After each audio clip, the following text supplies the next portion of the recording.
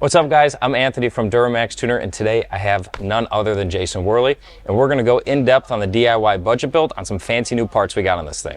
We just wrapped up the install on this high flow bundle kit from WCFab, and Jason, the parts look a lot different than probably intakes I've installed from a few years ago. What are you guys changing differently, or what have you changed on the intakes to kind of help guys like myself get towards power goals and help with sled pulling? Yeah. Well, first off, you guys reached out to us when you started this build, and we're looking for, ask for recommendations on what parts would complement the project, on a budget, obviously, cost effective. So we pretty much set you up with our Stage 3 bundle kit, which is our high flow bundle package. That is all of our intake upgrades and turbo downpipe all in one package. Saves you a little bit of money versus buying the components all individually. But it's all compatible with your drop-in style turbocharger, your guys' Stealth lineup. So the bundle package is made up of both the hot and cold side intercooler pipes, a high flow Y bridge, high flow intake horn for the face of the turbocharger, and then our new 4-inch intake and air box, and then rounded off with our high flow downpipe. So the biggest thing that you notice that's different is obviously our intake kit. For many years, we always offered intake pipe with an open air filter style. It was kind of the big hit back in the day. Everyone liked having that open look. But in all reality, having that open air filter, you're sucking in hot intake or hot air from the engine bay. So it's not good for your intake air temperatures, and it's certainly not good for horsepower, especially when you're on a budget build. So to get the best, coolest air to that Stealth turbocharger, we've got our new intake, which has got our nice, high quality, fabricated, powder coated aluminum sheet metal style airbox. So a while back here, maybe about a year ago now, we redesigned all of our Duramax intakes to include these nice airboxes. It's not just an aluminum shield on one side or two sides. It's actually a full box. It's open to the fender, and then it's open down to towards the ground, towards your wheel well, and then it has a nice bolt-on lid with our riveted-on logo. So for something like that, I mean, that's going to help not only just, for power, right? You're talking about any chance you can reduce intake air temperatures, because I know that's a big thing. The open filters were cool, they look sick, but there was like functionality, I won't say issues, but functionality is not as good. Yeah.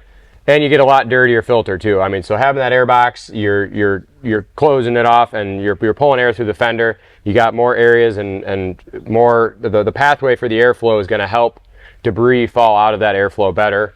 Going to help prolong the life of that filter. We have our water repellent outerwear covers that come with all of our air filter kits, which help keep water from soaking into the filter. And it also helps keeping the pleats of the filter from getting packed full of debris, which makes them really hard to clean.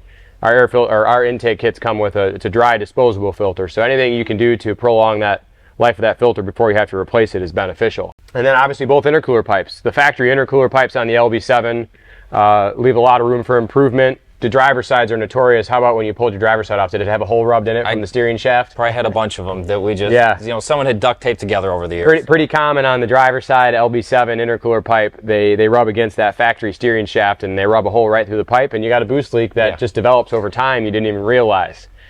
So we route our pipe a little differently, away from that steering shaft, away from the fender liner, routed much nicer. We get rid of the angled boots. We get rid of the really long 90-degree boot off the turbocharger. Much more reliable, robust setup. You're dealing with a little bit higher boost pressures, a little bit more compressor outlet temperature because of the higher boost levels. So we got a higher quality silicone, high temperature boot, much better, more reliable driver side pipe. Similar upgrades on the passenger side. Full 3-inch pipe, got rid of the angled boot, and that goes into our nice 3-inch high flow Y bridge. The factory Y bridge on these LB7s, again, like the intake horn, you can't even put your hand inside of them. They're about 2 1/4 inches in diameter is all. So we got a full 3-inch bridge. So your 3-inch track from intercooler all the way into the intake. It's a nice billet. I don't know, did you install the bridge yourself or one of the techs Me and did? Timmy, and then we had help with So you saw the billet lower half. That's a new part. We used to hand fabricate the bridge, and it just took a lot of time. Well, since we got our CNC machines in-house now the last several years, we actually designed a new lower section, and it's a whole billet clamshell. So we were able to make that piece flow even better. It looks a lot nicer. It's badass because it's billet, of course. And that's the main focal point of the Y bridge is that lower section. It opens up equal flow to both intake runners. That's going to make this truck and everyone else who's going to be running your kits that much more efficient. And you mentioned going to the mountains. Obviously, anytime and I imagine you'll be towing something out there. If you're going out towards Steamboat, probably take a side-by-side with you or some snow bikes or snowmobiles or something. Anytime you're towing, especially in mountain passes, anytime you can help drop EGTs is important. And the factory downpipe on these trucks is, they're large, but they're crushed, and they crush them so that they can put this big, huge heat shield behind it, and they've got a big gap between that and the cab. We put a nice mandrel bent 3-inch downpipe in there. It's a smooth flowing downpipe, flows better than factory, and that's a huge help in decreasing the EGTs, which is really important when you're towing, especially when you're towing in elevation. And then not only do we have the custom intake from WCFab, we actually have a set of traction bars. Now, I've ran traction bars on my LB7. I have them on my LOY as well.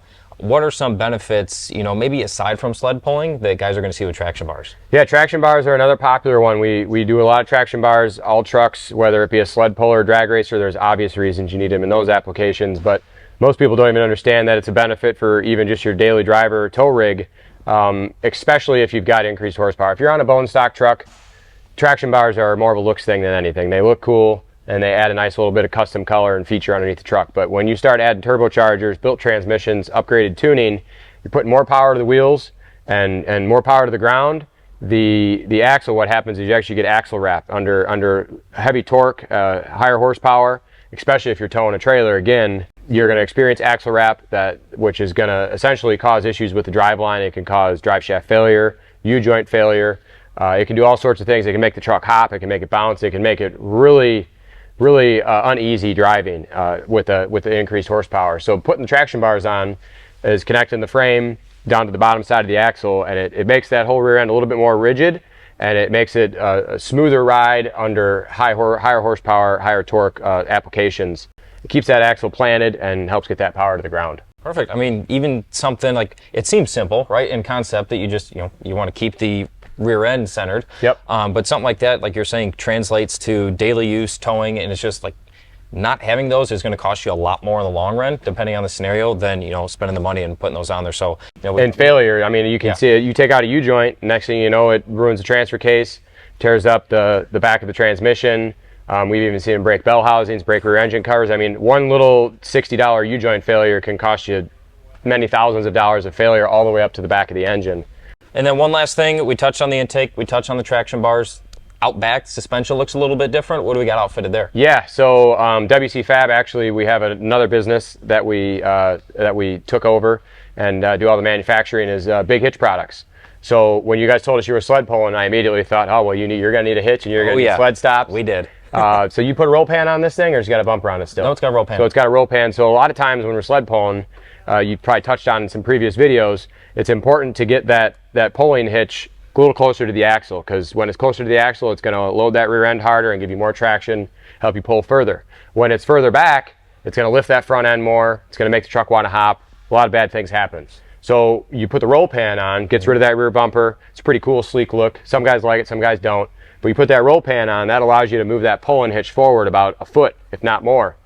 The problem with putting a roll pan on is the factory receiver hitch hangs out and turns into a knee buster. It's hanging out way too far behind there. It's in the way. So BHP, what we do is we manufacture a receiver hitch that's hidden behind the roll pan, or you can have it hang down below the roll pan, but it brings that thing forward about a foot and lets you still tow a trailer, so you can use it for daily driving, or flip your license plate up, put a receiver hitch in there, or a pulling hitch and go pulling, and get the benefits of that hitch being further forward. I mean, the nice thing is everything went on pretty much without a hitch. Like we said, Tim and I installed it. Nice fun there, without a hitch. Yeah, right? I was hoping you'd catch it. No, we have great products. We got great people backing them up. Like, your guys' support has been phenomenal, getting everything taken care of, getting everything sent out to us. Myself, Tim, we knocked this stuff out. We had our Super Tech Jake get us taken care of as well. So nice to get everything put on. It's a cool build. And you guys do a lot of truck pulling this summer at the stock class around Northern Illinois here, and kick some ass with it. All right, guys, thanks for tuning in. I'm Anthony. I'm Jason Wehrli with WCFab. Tune in next time. We'll put this thing on the dyno.